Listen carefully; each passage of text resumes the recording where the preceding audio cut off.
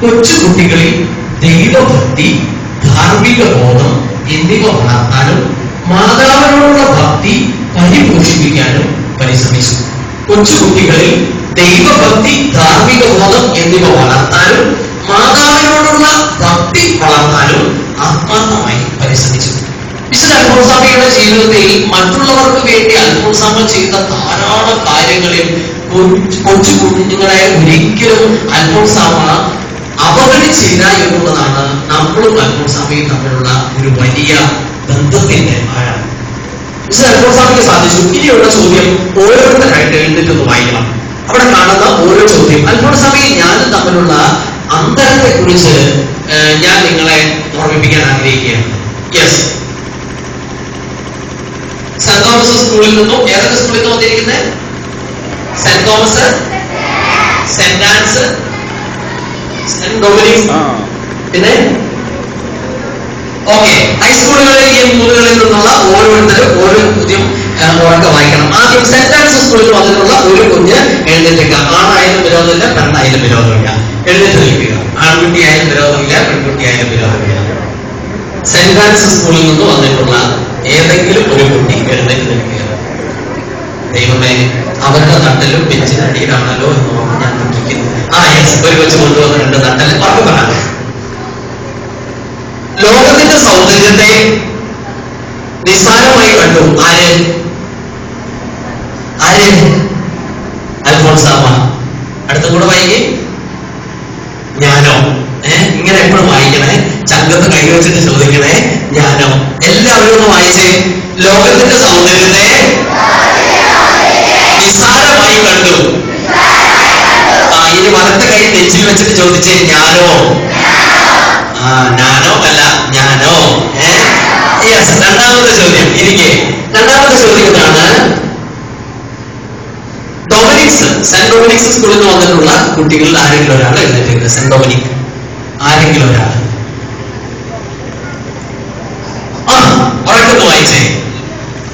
അതിന്റെ താഴെയുള്ളത് ദൈവത്തിന്റെ സ്വന്തമാകാൻ അതിയായി ആഗ്രഹിച്ചു. ഞാനോ? ചങ്കത്ത് കൈവച്ചിട്ട് ചോദിക്കുക. എല്ലാവരും വായിച്ച ചോദ്യം. ദൈവത്തിന്റെ സ്വന്തമാകാൻ അതിയായി ആഗ്രഹിച്ചു. വലത് കൈ ചങ്കയിൽ വെച്ചിട്ട് ചോദിക്കുക. ഞാനോ? അടുത്ത ചോദ്യം വായിക്കൂ. ഒരിക്കലും ഇനി അതാണ് ഏത് സ്കൂളിൽ നിന്നാണ്? സെന്റ് തോമസ് സ്കൂളിൽ നിന്ന് ഒരാൾ എഴുന്നേൽക്കുക. ആൺകുട്ടികളായിരിക്കില്ല അല്ലെ? അവിടെ ആൺകുട്ടികളുണ്ടോ? ഉണ്ടെങ്കിൽ എഴുന്നേക്ക്. നട്ടലുള്ളവര്, കൂട്ടുകാരുള്ളവര് ആരെങ്കിലും ഒന്ന് എഴുന്നേക്ക്. നാവുള്ളവർ, ബുദ്ധിയുള്ളവർ, അങ്ങനെയുള്ള ആൾക്കാരൊക്കെ ഉണ്ട് അവിടെ.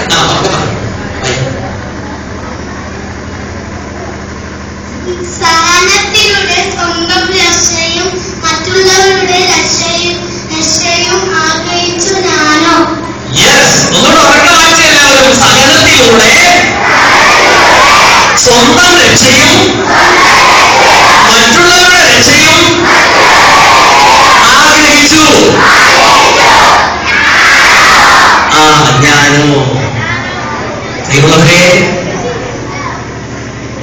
പ്രിയമുള്ളവരെ, വളരെ ചെറിയ ഒരു ചോദ്യമാണ് അവസാനത്തേത്. വളരെ ചെറിയൊരു ചോദ്യം ചോദിക്കണം. ധൈര്യമുള്ള ആർക്ക് വേണമെങ്കിലും എഴുന്നേൽക്കാം. ഒരാൾ എഴുന്നേൽക്കാം, പെട്ടെന്ന് എഴുന്നേൽക്കുക. യെസ്, എടുക്കൻ. ആദ്യം എഴുന്നേറ്റ് എടുക്കൻ. ചോദിക്കും. വിശുദ്ധിയെ സ്നേഹിച്ചു. ഞാനോ? എല്ലാവരും ഒക്കെ പറഞ്ഞേ. വിശുദ്ധിയെ സ്നേഹിച്ചു. പ്രിയമുള്ളവരെ, വിശുദ്ധ അൽഫോൻസാമ്മ ജീവിതത്തിൽ തരുന്ന പാഠങ്ങളെ നമുക്ക് ഇങ്ങനെ സംഗ്രഹിക്കാം. ഞാനും ഒരു വിശുദ്ധനാണ്. ആത്മാക്കൾക്ക് വേണ്ടി ദാഹിക്കുന്ന വിശുദ്ധൻ, മറ്റുള്ളവർക്ക് വേണ്ടി സഹിക്കുന്ന, ത്യാഗം ചെയ്യുന്ന, പ്രാർത്ഥിക്കുന്ന, എല്ലാറ്റിനുമുപരി സ്നേഹിക്കാൻ മാത്രം അറിയുന്ന ഒരു വിശുദ്ധൻ. പ്രിയമുള്ള മക്കളെ, നമ്മളെല്ലാവരും ഇതായി തീരാനുള്ളവരാണ്. എല്ലാവരും മനസ്സിൽ വെറുതെ വായിക്കണം.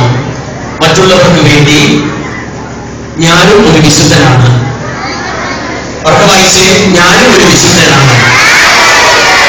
ആത്മാക്കൾക്ക് വേണ്ടി ദാഹിക്കുന്ന വിശുദ്ധൻ, മറ്റുള്ളവർക്ക് വേണ്ടി സഹിക്കുന്ന സഹിക്കുന്ന, ത്യാഗം ചെയ്യുന്ന, പ്രാർത്ഥിക്കുന്ന, എല്ലാറ്റിനും ഉപരി സ്നേഹിക്കാൻ മാത്രം അറിയുന്ന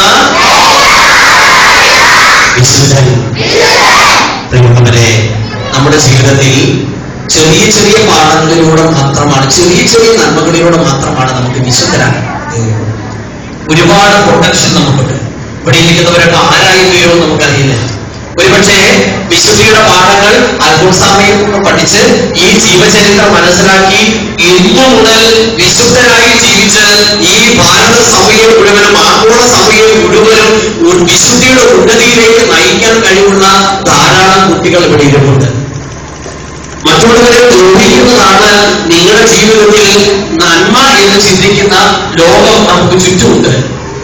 മറ്റുള്ളവരെ ദ്രോഹിക്കുന്നതിലൂടെയാണ് നിങ്ങളുടെ ജീവിതത്തിൽ നന്മയുണ്ടാകുന്നത് എന്ന് നിങ്ങളെ പഠിപ്പിക്കുന്ന ഒരു ലോകം നമുക്ക് ചുറ്റുമുണ്ട്.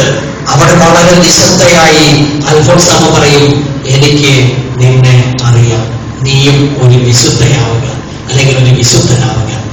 പ്രിയമുള്ള മക്കളെ, വിശുദ്ധ അൽഫോൻസാമ്മയുടെ നാമത്തിലുള്ള ഈ ദേവാലയത്തിൽ നിങ്ങളെ വിളിച്ചു ചേർന്നവരോട് നിങ്ങൾ എന്നും നന്ദി പ്രകടിപ്പിക്കണം. എങ്ങനെ?